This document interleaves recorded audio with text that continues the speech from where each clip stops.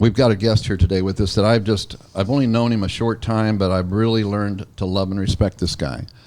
And Michael Brobeck, thank you for joining us today. Thank you guys for having me. Thank you for being part of this family of professionals that care for one another, have each other's backs, and so forth. And it's really exciting. I'm really excited to hear your story. We all have a story. We all pay a price. When I thank somebody, usually they're older than 24. Just to be real. But when I see somebody, for instance, I recently hired a business coach from the Tom Ferry organization, because I want to take it to the next level. I don't care that I've been in the business for 37 years and I'm almost 70 years old. I want to take it to the next level, because if we're not growing, we're not going in the right direction in life, okay? And after getting to know him, I said, Rick, thank you for paying the price to be you. Because we all come with a price, and not everybody's willing to pay that price to become their best version of themselves. And it didn't take me long to see that this man had paid a price to have the wisdom that he has.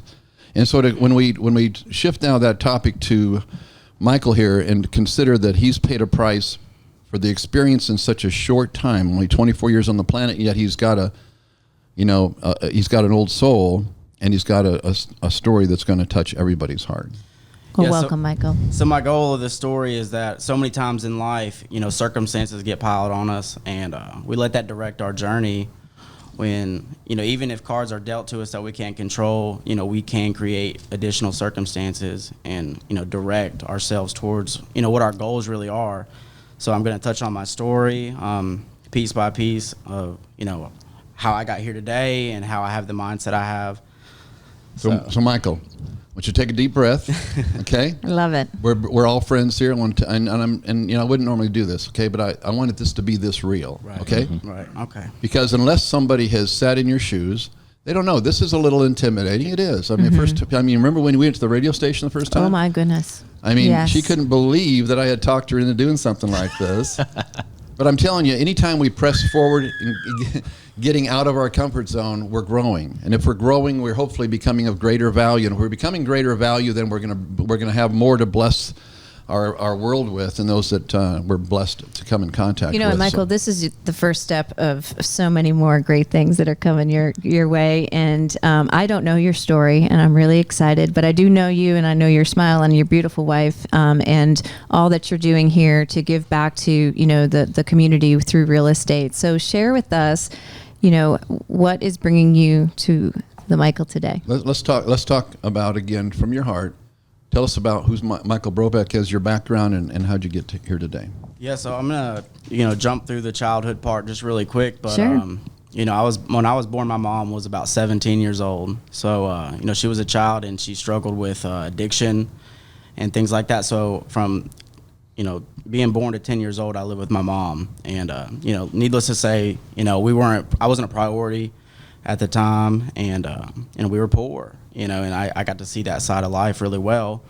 Now, 5 years old, we moved to Kentucky, and with a parent struggling with an addiction, anytime you have anything, you're not sure how long you're going to have it. Just for instance, you come home and your stuff, the only thing you got to play with, it's at the pawn shop today. Oh. So you walk outside, or being poor, there's poor and there's poverty, and I remember days, just being young, going to my mom saying, "Hey, I'm sick today. Can I stay home from school?" And it's like, well, we don't really have any food. So, you go to school sick. That's poverty. And that teaches you a lesson when you're a kid of, I don't ever want to live like this. Mm. So, thankfully. So you went to school to make sure you had something to eat. Right, yeah, and that's a tough story. I don't tell this story all the time or, really relive it, but that's kind of what began to shape. It really prepared me for the circumstances, like I said, that were coming towards me in the future. So at the age of 10, I moved in with my grandparents, who were they were registered nurses at Vanderbilt. We had stability, we had all the things we needed. I started to play sports, so it got better. It got better, and just having a rough childhood. A lot of people can relate to that, but let's just jump to high school. I was a wrestler. Let me take a breath. You're doing great. It's all good, brother. It's all good. So this is when my journey really starts, because before, things were not in my control. Okay, so I was a wrestler in high school, and Did anybody you run with a trash bag on you? Yeah. That's all I remember back when my friends were wrestlers. Yeah, There you absolutely. go. So just to jump So in, how'd you like, get into wrestling?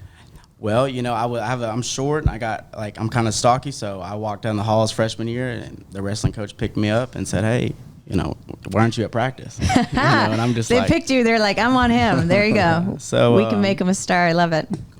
So yeah, I remember I wrestled my freshman year, and my sophomore year I went into the coach's office and I said, you know, I think I could win state at 126, and I was weighing 155. He tells me, well, you'd have to cut your arm off, and I'm like, no, seriously. So I only had 30 days to cut to 126 Oh. from Wow. 155, Wow. and that was my first discipline. Like, you know, I was motivated to do well, and I lost 30 pounds in 30 days.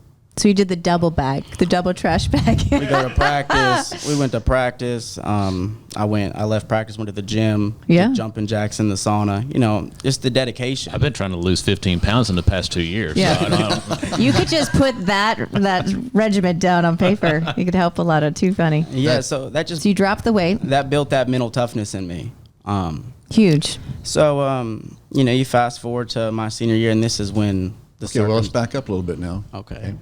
Let's back up. So what happened in that experience? Did you hit that goal of 126? Yeah, no, I started wrestling 126 from sophomore year all the way to senior year. So I maintained the weight. You know, I started getting really good because I started late. I started when I was a freshman. Right. So, you know, there's kids who've been doing it for 10 years. And slowly I started surpassing everybody and was in the top in the state, top 5 in the state. And, you know, it just took a lot of dedication, and I had to find a motivator. And it was simple in high school. I just want my hand raised. I just want to win. You know, and you know, it was a long journey to get there, but I learned a lot through that. I learned a lot through, you know, there's days, you know, Thanksgiving comes and it's like, well, I can't eat Thanksgiving dinner, you know, and you're like, your family's like, well, you got to eat.